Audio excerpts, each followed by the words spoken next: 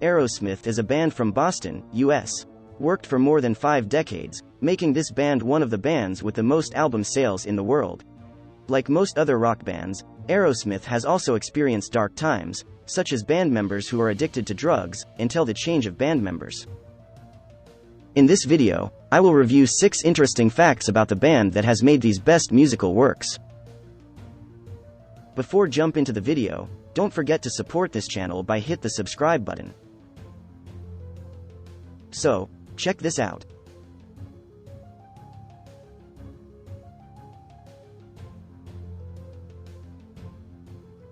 Aerosmith first formed. While still residing in Yonkers, New York, Steven Tyler founded the band Chain Reaction in the 1960s. Another band called Jam Band was comprised of Joe Perry, Tom Hamilton, and Joey Kramer. The two groups shared a stage in Boston in 1970. Although Tyler and Kramer already knew one another, the golden moment came when they heard one another play. The members of both groups decided to become one, with Tyler taking on the role of frontman after serving as Chain Reaction's drummer. Like many other rock bands, the moniker Aerosmith was first used when the band's members were hanging around and high. Joey Kramer remembered that he had spent his adolescence marking his notebooks with the word Aerosmith in between episodes of The Three Stooges. The band was dubious about the phrase, but only because they believed Sinclair Lewis had intended Aerosmith, the title of one of his. 9 people have been a part of Aerosmith overall. Buck Johnson, one of them, has been a traveling member since 2014. In the years 1971 and 1984, respectively, 3 more band members left. Steven Tyler, Joe Perry, Tom Hamilton, Brad Whitford, and Joey Kramer make up the current lineup. Ray Tabano has the shortest tenure as an Aerosmith member. Steven Tyler had known Tabano since they were young, and the band eventually hired him in 1970. But in 1971, Tabano left the band, and Brad Whitford took his place.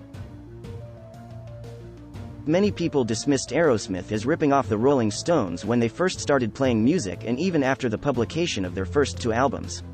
The blues rock sound of Aerosmith and Steven Tyler's uncanny likeness to Mick Jagger were both contributing factors in this. Aerosmith's drug use throughout the years came to rival their musical fame. In fact, Joe Perry and Steven Tyler are known as the Toxic Twins, due to their infamous partying. Joe Perry left the band. It was a very horrible period for Aerosmith when Joe Perry left the band in 1979.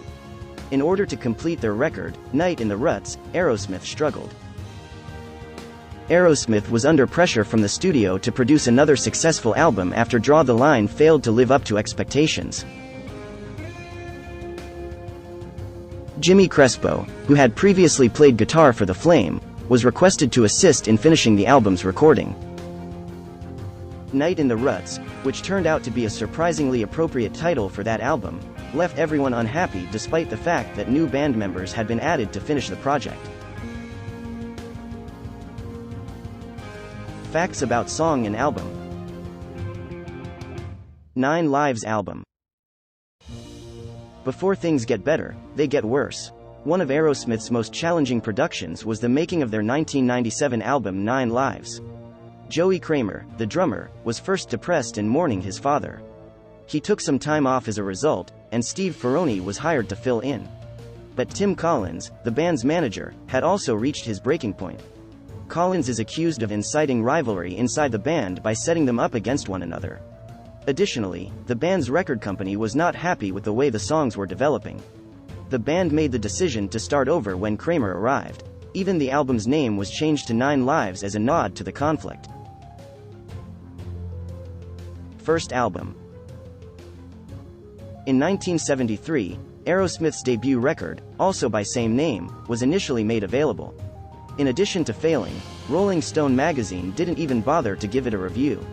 This may have been influenced by Columbia Records giving another burgeoning musician, a young boss named Bruce Springsteen, much greater attention for his debut album.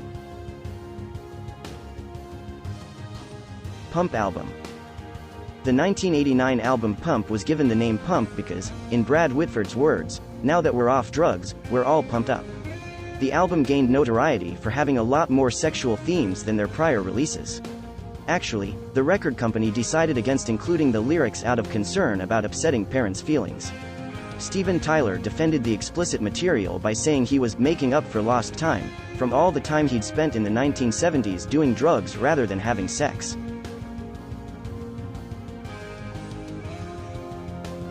Dude, looks like a lady song.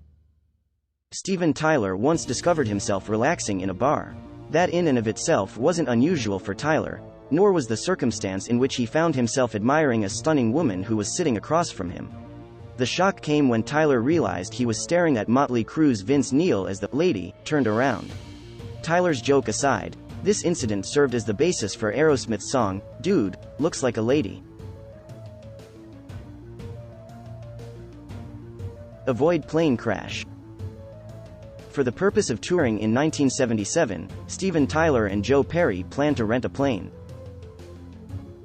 They conducted an inspection because they had their sights set on a Convair CV-300. Someone informed the band that the pilot and co-pilot of the plane were supposedly sharing a bottle of alcohol in addition to the other warning flags of an unsafe plane. During the safety inspection once more, even for Aerosmith, this was too far, but the plane found another group of passengers. In the end, Lynyrd Skynyrd rented the plane for themselves.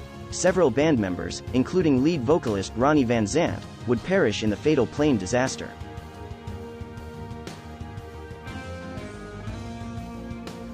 Aerosmith-inspired musician. Izzy Stradlin was impressed with Aerosmith in spite of all the criticism. He may be best known to you as the guitarist for the Guns N' Roses hard rock band. Coincidentally, Guns N' Roses would tour with Aerosmith later, most likely prompting Stradlin to enthusiastically request a signature from Steven Tyler. Another band that took inspiration from Aerosmith was none other than the well-known rock group Van Halen. Joe Perry claims that Eddie Van Halen informed him that Van Halen's breakthrough came when they performed Aerosmith tunes while touring clubs in Los Angeles. Aerosmith's 1976 album Rocks has to rank as one of their career high points. Take it from other rock stars instead of us, several of them cited Rocks as a big influence in their decision to pursue music. This features Kurt Cobain from Nirvana, James Hetfield from Metallica, Nikki Sixx from Motley Crue, and Slash from Guns N' Roses. Aerosmith achievement. The most successful American rock band of all time is Aerosmith. In the US, they have sold more than 70 million albums. When including global sales, that figure increases to more over 150 million. 4 Grammys have been given to Aerosmith throughout their career. All 4 of those accolades were received in the 1990s and were given for Best Rock Performance by a Duo or Group with Vocal. The tracks Crazy, Pink, Janie's Got a Gun, and Livin' on the Edge won these prizes. Aerosmith has won 10 MTV Video Music Awards, 6 American Music Awards, and 4 Grammy Awards in addition to their 4 Grammy Awards. Toys in the Attic is still Aerosmith's best-selling studio album with more than 8 million copies sold.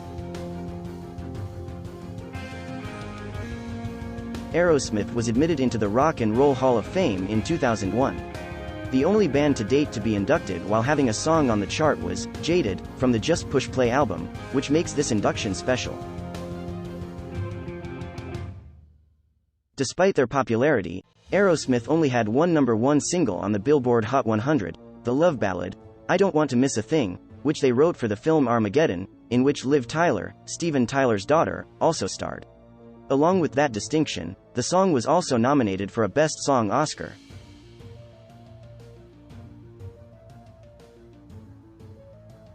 Thanks for watching this video, hope you enjoy it. And see you in the next video.